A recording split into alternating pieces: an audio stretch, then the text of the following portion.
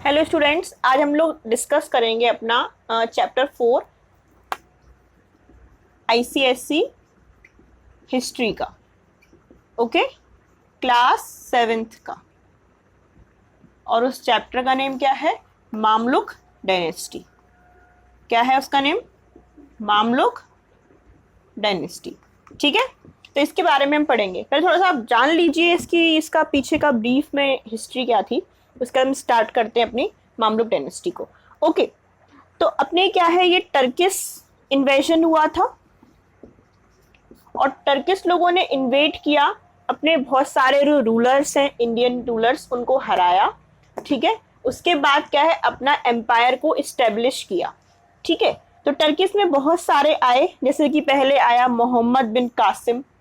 ठीक है, इसके बाद फिर आए मोहम्मद गौरी। इनका ये बहुत ज़्यादा इम्पोर्टेंट नेम है, मोहम्मद गौरी। ठीक है, इन्होंने कई सारे फिर इन्वेजन किए, और जब इन्वेजन किए ना, तो उसके बाद राजपूत जो रूलर्स उस समय रूल कर रहे थे ना, उनका क्या है, किंगडम पूरा कोलैप्स हो गया। कोलैप्स मतलब पूरा खत्म हो गया पूरी तरीके से। और फिर एक नई डायनेस्टी शुरू हुई, नए लोग का शासन शुरू हुआ, जिस डायनेस्टी को हम लोग कहते हैं दिल्ली सल्तनत। क्या बोलते हैं? दिल्ली सल्तनत।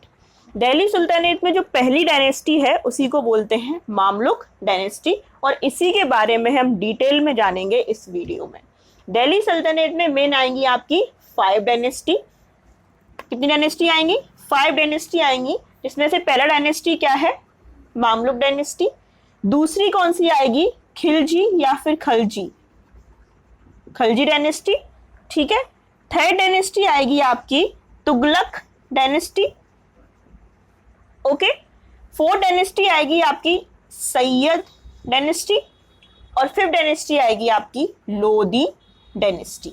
ठीक है, इसमें हम कंप्लीट करेंगे अच्छे से मामलुक डायनेस्टी को, और बाकी फर्दर आपके लिए सेपरेट पार्ट्स अलग अलग डायनेस्टी के होंगे। ओके, चलिए स्टार्ट करते हैं अपन लोग मामलुक डायनेस्टी को।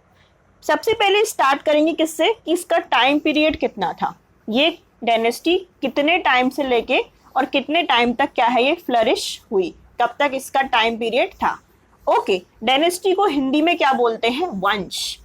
जैसे कि ये मामलुक डायनेस्टी है तो मामलुक वंश, गुलाम वंश, या फिर इसको स्लेव डायनेस्टी या फिर मामलुक डायनेस्टी कह सकते हैं। ओके, तो इसका जो टाइम पीरियड है वो है 1206 से लेके 1290 तक का।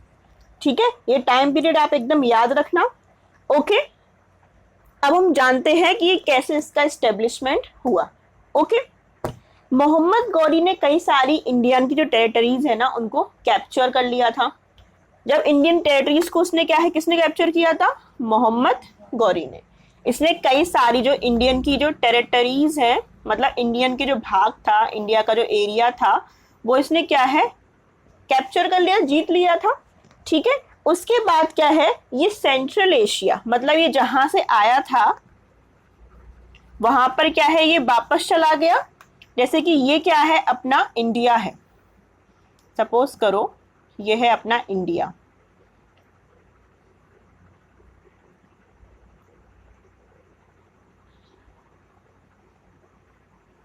ये ऐसा इंडिया है, पूरा नहीं बना रही हूं मैं, इस टाइप का। तो इसने क्या है, कई सारी यहाँ पर इसने टेरिटरीज को कैप्चर किया, और ये आया था इस वाले हिस्से से, तो यहाँ ये क्या है, वापस चला गया। लेकिन वापस जाने से पहले अपने बहुत सारे गवर्नर्स को छोड़ गया कि आप हमारी टेरिटरीज जो जीती हैं उनका ध्यान रखना। ठीक है, तो वो सारे गवर्नर्स इसके अंदर इन्होंने देखे, कई सारे गवर्नर्स को छोड़ गया। उनमें से जो मेन जो इसका इंपॉर्टेंट गवर्नर था उसका नाम क्या है? कुतुबुद्दीन ऐबक। कौन है? कुतुबुद्दीन ऐबक। फर्स्ट नाम बहुत इंपॉर्टेंट है वो मामलुक डायनेस्टी में, इसको बिल्कुल मत भूलना। और ये क्या है? कुतुबुद्दीन ऐबक। तो मोहम्मद गौरी चले गए, उसके बाद किसने रूल किया? कुतुबुद्दीन ऐबक। इसके बाद कौन आए? इल्तुतमिश आए। फिर ऐसे बहुत सारे रूलर्स आए, और एक मामलुक डायनेस्टी क्या है, अपनी ऐसी फ्लरिश आगे होती रही। ठीक है, ये तो हो गई इसकी हिस्ट्री, किस तरीके से मामलुक डायनेस्टी का क्या है ओरिजिनेशन हुआ और किस तरीके से ये बनी। ठीक, अब हम जानते हैं जो मेन रूलर्स हैं इस डायनेस्टी के, उनके बारे में, और किस तरीके से आगे कंप्लीट हुई उसके बारे में भी देखेंगे। ठीक, सबसे पहले हम जानेंगे किसके बारे में, कुतुबुद्दीन ऐबक के बारे में, कि ये कौन थे, किस तरीके से इन्होंने शासन किया, और ये इतने इंपॉर्टेंट क्यों हो जाते हैं इस डायनेस्टी के लिए। ठीक है, एक बात याद रखना, ये कुतुबुद्दीन जो ऐबक थे, इनके क्या है, दो रिलेशन थे। किससे? मोहम्मद गौरी से। सबसे पहले तो जो मोहम्मद गौरी है ना, उसने कुतुबुद्दीन ऐबक को खरीदा था, तो वो एक तरीके से इनके गुलाम थे, स्लेव थे। ओके, और दूसरे जो रिलेशन ऐसे था कि मोहम्मद गौरी की जो डॉटर थी, उससे इन्होंने इसकी मैरिज की थी, तो इन लॉस के रूप में भी क्या है, इनसे इनका रिलेशन था। तो इस तरीके से दो रिलेशन थे कुतुबुद्दीन ऐबक से, किसके? मोहम्मद गौरी के।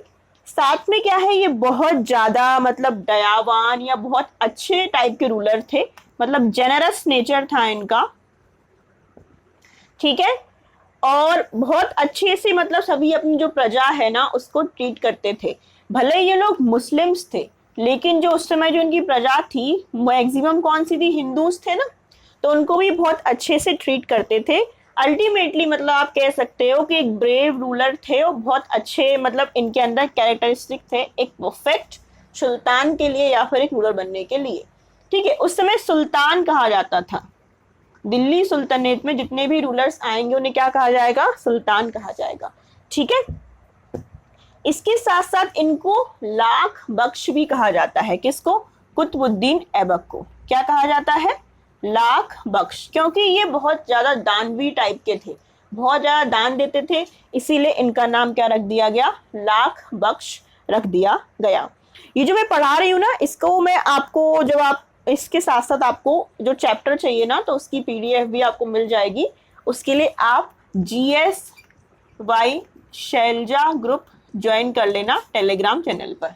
ठीक है, और यहाँ पे आपको दिख ही रहा होगा ये क्या कंटेंट लिखा हुआ है, तो यहाँ से भी आप रीड कर सकते हैं। ओके, ठीक है, इसके बाद हम आगे देखेंगे कि ये देखो दो बात हो गई। सबसे पहले जेनरस थे, हिंदूज को भी इक्वली ट्रीट करते थे। लाख बख्श को इनकी उपाधि दी गई थी क्योंकि कई सारे लैक्स में इन्होंने क्या है? दान दिया था। ओके, इसके बाद इनका आप टाइम देखो, ये सबसे पहले रूलर थे और इनका टाइम है 1206 से लेके 1210 तक, मतलब सिर्फ इन्होंने 4 साल शासन किया। ओनली 4 years इन्होंने रूल किया, और उसमें भी इन्होंने कई सारी टेरिटरीज को क्या है? कैप्चर किया, मतलब कई सारे राज्यों को, कई सारे क्षेत्रों को जीता। ठीक है, विजेता बने ये। ठीक है, लेकिन क्या हुआ, इनको ये पोलो खेल रहे थे, पोलो एक गेम होता है, और उस समय एक्सीडेंटली गिर गए और उसी टाइम इनकी डेथ हो गई। तो काफी कम टाइम के लिए रह पाए ये, लेकिन इस टाइम ये 4 साल में भी इन्होंने कई सारे काम किए। कौन कौन से काम किए? सबसे पहले तो इन्होंने बहुत सारी वास्ट जो एरिया है उसको कैप्चर किया। साथ में एक ध्यान रखना, इन्होंने 2 चीजें बहुत इंपॉर्टेंट बनवाई थी, मॉस्क, मस्जिद। कौन कौन सी? एक तो थी कुब्बत उल इस्लाम मॉस्क, इसका बिल्कुल नाम याद रखना है आपको, और अडाई दिन का झोपड़ा। ये 2 ऐसी मस्जिद हैं जिन्होंने इसको क्या है, इनका निर्माण करवाया था, इसका फॉर्मेशन करवाया था। किसने? कुतुबुद्दीन ऐबक ने। कौन कौन सी?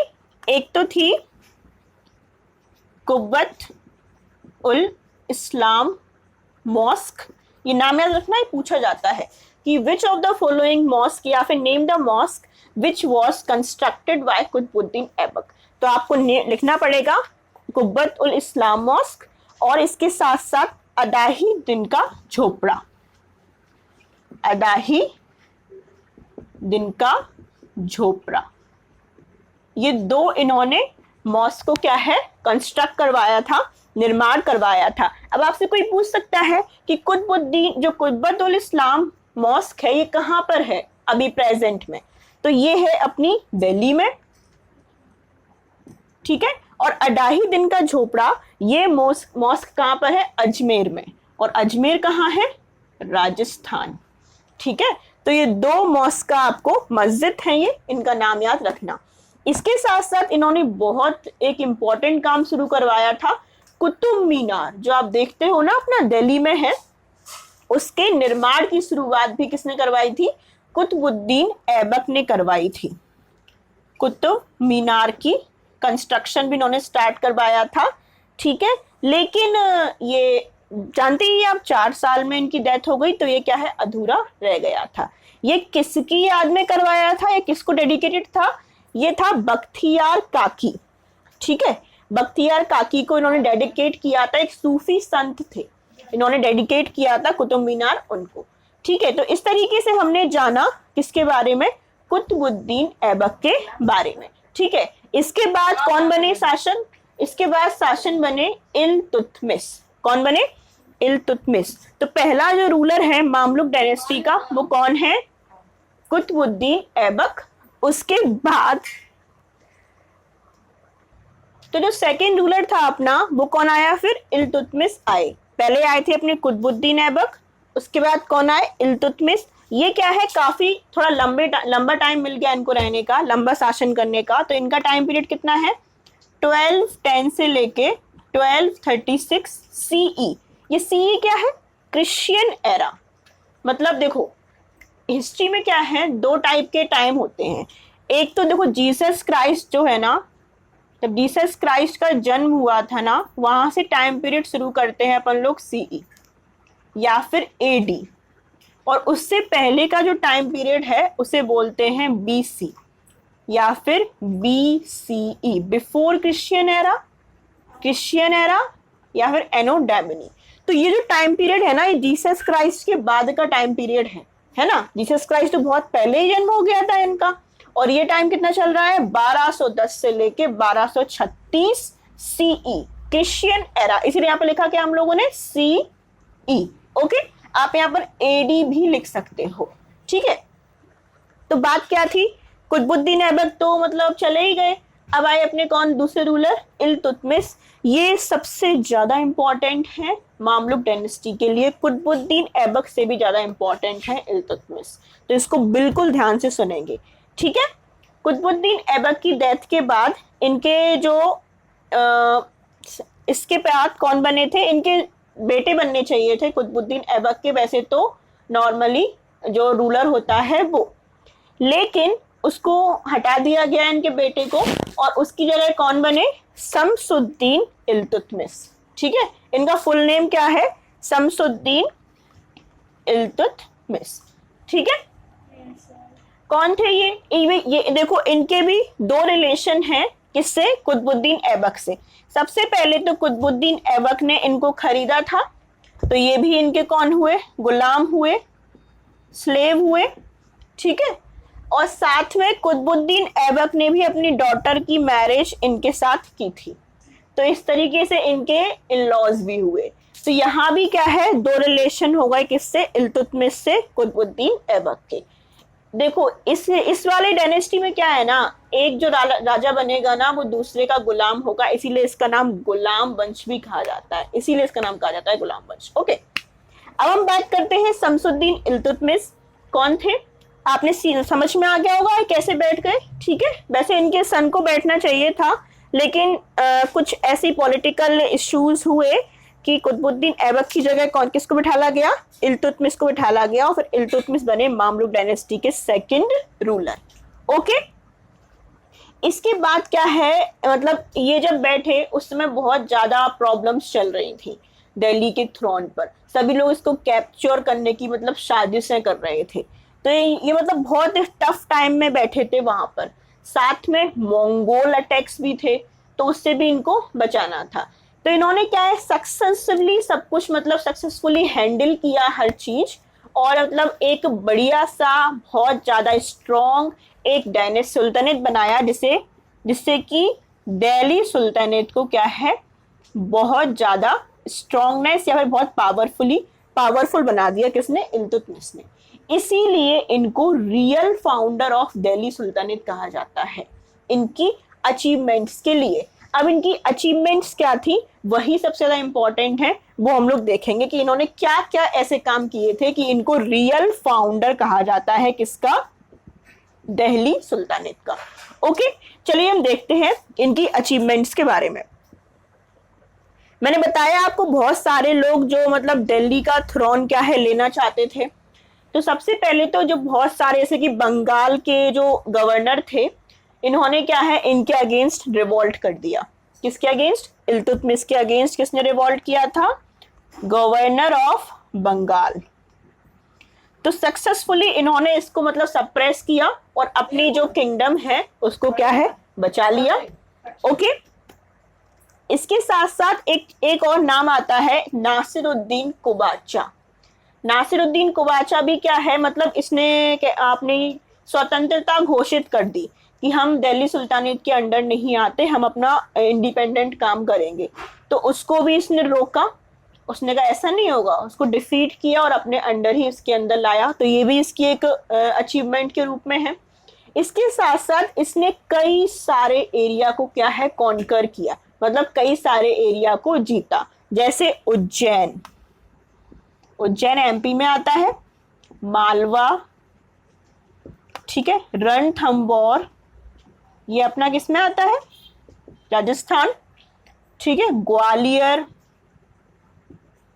मालवा। तो ये सारे एरिया को क्या है इसने जीता और अपने जो एम्पायर को का जो एरिया है या उसको एक्सपेंड किया और उसको और ज्यादा क्या है पावरफुल बनाया। तो ये भी इसकी अचीवमेंट में आ गया। ओके, इसके साथ साथ एक वहां पर मैं बताया था आपको स्टार्टिंग में कि मंगोल्स भी अटैक कर रहे थे। अब आप पहले जान लीजिए कि ये मंगोल्स कौन होते हैं। कौन होते हैं मंगोल्स? देखो, ये मंगोल्स क्या है उस समय के जो अपना सेंट्रल एशिया है या फिर वेस्ट एशिया है ना, वहां के क्या है ये ट्राइब्स थे, जनजाति टाइप के लोग थे। ये बहुत कट्टर टाइप होते थे, बर्बर जाति थी, मतलब किसी को बख्शते नहीं थे ये।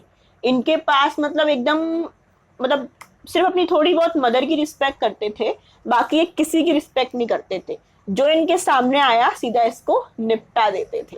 ठीक है, तो फिर क्या हुआ उस समय मंगोल्स ने अटैक किया उस समय, और उसका रूलर कौन था उस समय मंगोल का? इसने अटैक किया चेंगिस खां। इसका नाम बिल्कुल मत भूलना, कुछ लोग उसको जेंगिस खां भी बोलते हैं, कुछ लोग चेंगिस खां भी बोलते हैं, जो भी आपको सूटेबल रहे। तो उन्होंने क्या है उस समय अटैक किया किस पर? दिल्ली सुल्तानेट पर, मामलुक डायनेस्टी पर। और उस समय कौन रूल कर रहा था? इल्तुतमिश। और इन्होंने सक्सेसफुली उस रिवॉल्ट से बचाया दिल्ली सुल्तानेट को। इनकी बहुत बहुत बड़ी अचीवमेंट थी, वरना क्योंकि अभी शुरुआत ही हो रही थी इसका, है ना, सेकेंड रूलर थे ये। अगर यही इसी टाइम अगर मंगोल्स अटैक करते और नहीं बचा पाते तो ये दिल्ली सुल्तानेट तो शुरू होने से पहले ही खत्म हो जाती ना। तो ये क्या है इनकी बहुत बड़ी अचीवमेंट मानी जाती है कि जेंगिस खां को इन्होंने रोका और सक्सेसफुली, जो जैसे भी रोका हो, पॉलिटिकली, इकोनॉमिकली, कुछ उन्हें फाइनेंशियली दे के कुछ भी सामान, लेकिन उन्होंने फाइनली रोक लिया और अपनी सल्तनत को क्या है बचा लिया। ठीक है, इसके साथ साथ एक ये तो इनकी देखो अचीवमेंट हो गई किसके फॉर्म में? पॉलिटिकली कैसे इन्होंने अपने स्टेबल किया अपने किंगडम को। इसके साथ साथ ये बहुत ज्यादा एबल एडमिनिस्ट्रेटर भी थे। देखो, एडमिनिस्ट्रेटर कौन होता है? जैसे अपने जो कंट्री में जो एडमिनिस्ट्रेशन के अंदर प्रेजेंट में कौन आते हैं? ऑफिसर्स आते हैं। ऑफिसर्स जो होते हैं जो अपने देश का एडमिनिस्ट्रेशन क्या है रखते हैं, जो भी पॉलिसीज बनाता है गवर्नमेंट उसको इम्प्लीमेंट करवाते हैं, जो भी वेलफेयर स्कीम्स हैं उससे लोगों को जागरूक करते हैं, और जो भी प्रॉब्लम्स हो रही होती है सोसाइटी में उससे क्या है लोगों को जस्टिस प्रोवाइड करने में भी हेल्प करते हैं। तो इतना सारा काम होता है किसका? एडमिनिस्ट्रेटर का। तो इन्होंने एडमिनिस्ट्रेशन में भी बहुत ज्यादा अच्छे काम किए। यही ऐसे पहले रूलर थे जिन्होंने इक्ता सिस्टम को क्या है स्टार्ट किया। क्या स्टार्ट किया? इक्ता सिस्टम। इसमें क्या है इन्होंने कई सारे मतलब काम दे दिए थे अलग अलग किसको? रूलर्स को, अलग अलग अपने ऑफिसर्स को, कि आप ये वाला डिपार्टमेंट देखेंगे, आप ये देखेंगे, आप ये डिपार्टमेंट देखेंगे, जिससे कि जो रेवेन्यू कलेक्शन है, देखो किसी भी राज्य को चलाने के लिए पहला तो आपके पास पॉलिटिकल स्टेबिलिटी हो, मतलब आक्रमण वगैरह से आप रोक लो उसको, कोई आपके पास अटैक नहीं कर पाए। दूसरा चलाने के लिए आपके पास पैसा होना चाहिए। मनी इज एवरीथिंग, ठीक है। इसके बाद तो मनी, अगर आपके पास मनी से आप कमजोर हैं तो आप कोई किसी ना किसी तरीके से क्या है, आपका जो साम्राज्य है वो नहीं फैल पाएगा। तो इन्होंने इस पे भी ध्यान दिया और इन्होंने क्या शुरू किया, एक टास्क सिस्टम शुरू किया जहाँ पे कई सारे इन्होंने ऑफिसर्स को क्या है अपॉइंट किया। कुछ ऑफिसर्स क्या है कलेक्ट करते रेवेन्यू पैसा, कुछ मेंटेन करते लॉ एंड ऑर्डर जिससे कि शांति वगैरह बनी रहे। तो इतने सारे काम किए किसने, इल्तुतमिश ने। इसीलिए अब आप लोग आराम से कह सकते हो बिना किसी टेंशन के कि हाँ जी ये रियल फाउंडर कहलाएंगे दिल्ली सुल्तानेट के। अब कह सकते हो ना बिना किसी डाउट के, ठीक है। लेकिन अब ये इनका जो बूढ़े हो गए, ठीक है, तो बूढ़े हो गए तो कुछ टाइम बाद इनकी मतलब हो गई, डेथ भी हो गई। और इसके बाद जो नई रूलर बने वो आए फिर रुकनुद्दीन फिरोज। ये इनके बेटे थे इल्तुतमिश के, लेकिन ये कैपेबल रूलर नहीं थे, मतलब कुछ भी करते वर्ते नहीं थे, बस इनके आराम से आराम मजे लेते थे। तो जब इल्तुतमिश जिंदा थे ना, उसी टाइम उन्होंने डिक्लेयर कर दिया था कि हमारी जो डॉटर है रजिया वही बनेगी रूलर। लेकिन लोगों ने क्या है एक्सेप्ट नहीं किया, लड़की कैसे बन सकती है रूलर, वो भी मध्यकालीन भारत के टाइम, हम उसके अंडर कैसे काम कर सकते हैं। तो लोगों ने क्या है इसका जो बेटा था जो बिल्कुल भी कैपेबल नहीं था, रुकनुद्दीन फिरोज, उसको बिठा दिया।